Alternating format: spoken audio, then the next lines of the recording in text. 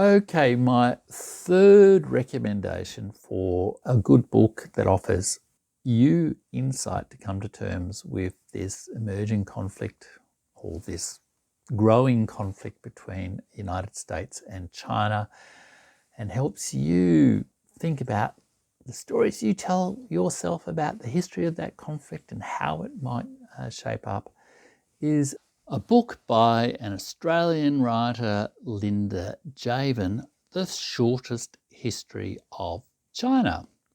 And well, that makes sense as a good point to start, doesn't it? The historiography of China is enormous. There's all the Chinese historians. There's all the pre-1949 histories. There's the Communist Party version of the history, the official propagandistic version of the history. There's the looser interpretation of the history as the sort of intellectual climate loosens up a bit from, I guess, the 1970s, 1980s. And there are all the different Western versions of that history. The British, who, after all, kind of did China over a little bit in the Opium Wars, just a little bit. And maintained Hong Kong as a colony until whatever it was, 1999, and the American, the enormous American academic, output that has also shaped things. So to find a history which is the shortest history of China is probably as good a starting point as you can get. And this book came out 1 or 2 years ago, and I found it a real blessing because that was the dilemma I was in too. I said, I really want to know more about Chinese history, but I have no idea where to start. All I know is it's really complicated, it's really long, it's really rich, and it's also highly contested, both in terms of the kind of ideological content, like communist heritage, capitalist heritage, imperial heritage, the internal differences within China, different religious strands, different cultural strands, different ethnic groups, all the rest of it, and also the strategic interests of the different nations from which other historians might be writing about China, Britain, America. To what extent is their viewpoint a little bit biased? It was a real blessing, and I really enjoyed this book. It is incredibly readable. Linda Jaivin is, I think, actually more a literary kind of scholar, and she picks out some really great literature to illustrate some of the key points around the history. Her training in literary and cultural studies is reflected in the book, so it's highly readable. This is not a boring, dry as dust history book. It is a fabulous way to get some insight into China without having to kind of absorb an encyclopedic, massive amount of information, but to get some strong images, some strong insights, and also the basic arc of the story and how it's playing out, even up to, the last 10 years or so under Xi Jinping's leadership and his idea of the new Chinese dream. And I think Linda Jacobson gives great insight into that long arc, the culture of China, some of its essential attributes maybe, and condenses this vast, complex history into manageable form. It's really quite an artful book, so highly enjoyable read. I think I read it in a weekend, so it's sort of a really great book to have a look at. And she essentially follows the narrative arc of the various dynastic successions in China, the Song dynasty, the Tang dynasty, the Ming dynasty, the Qing dynasty, etc., the Yuan dynasty.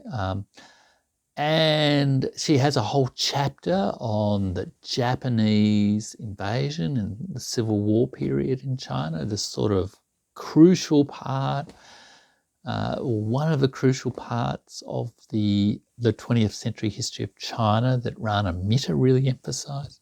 And then she also breaks the post-1949 period into the sort of Mao period, the reform period, Deng Xiaoping's sort of change from a rigid communist system to the sort of embrace of whatever kind of works, so to speak. I think he famously said it doesn't matter if the cat's black or white as long as it catches the mouse. He is a fascinating figure too, Deng Xiaoping, and understanding a bit more about him and his role also, I think, probably helps people perhaps break down some of their cliched images of China, or this whole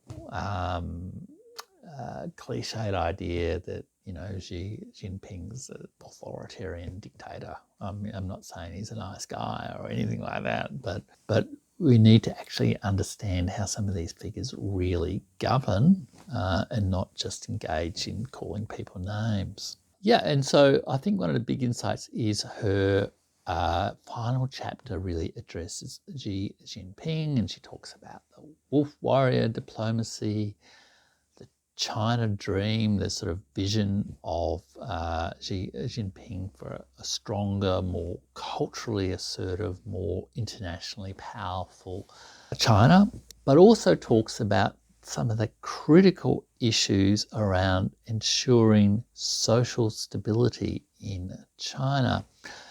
And she comments that Xi Jinping is fond of quoting a Song dynasty. The Song dynasty was in the period between 960 AD or CE to 1279 CE.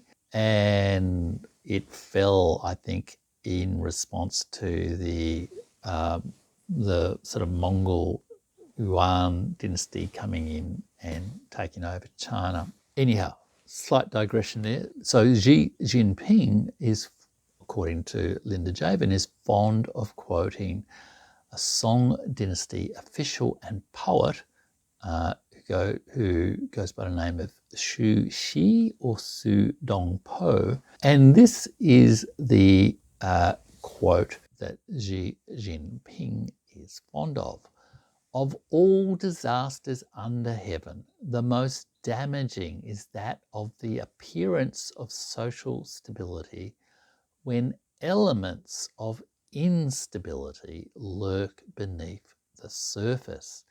To passively observe such a disaster without acting to defeat it will let it develop to the point of no return. Social stability, keeping China together with all the sort of challenges it has, is an enormous challenge. It is 1.4 billion people. And Taiwan is, whatever it is, 25 million people or something. It is one part of that. But there is a much bigger set of issues, I guess, and there have been great achievements of China with its rise and reform over the last 50 years, but there are clearly ongoing challenges. But those challenges don't mean that China is about to collapse, that the regime's about to fall, that there are a few protests about COVID means there's going to be a revolution in China. I think there was a whole media panic about that previously. This challenge of governing a state to ensure there's real stability and not just illusory stability is a core part of the mindset of the Chinese leadership. And so we would all do well to try to get inside that. And I think Linda Javin's book, as well as being a wonderful overview to Chinese history, a wonderful opening gate into Chinese history and Chinese culture and Chinese literature, which is not necessarily easy to get into from, I guess, the Western tradition, even though there have been many who have successfully done so, but there are significant barriers to that. It's a great starting point to get across Chinese history. It's a great starting point for the curious, intelligent citizen, world citizen on YouTube to try to get a better understanding of this place, China, everyone keeps talking about as rising and about to dominate the world, and help you make up your own mind about what it really is. What thou lovest well shall not be reft from thee.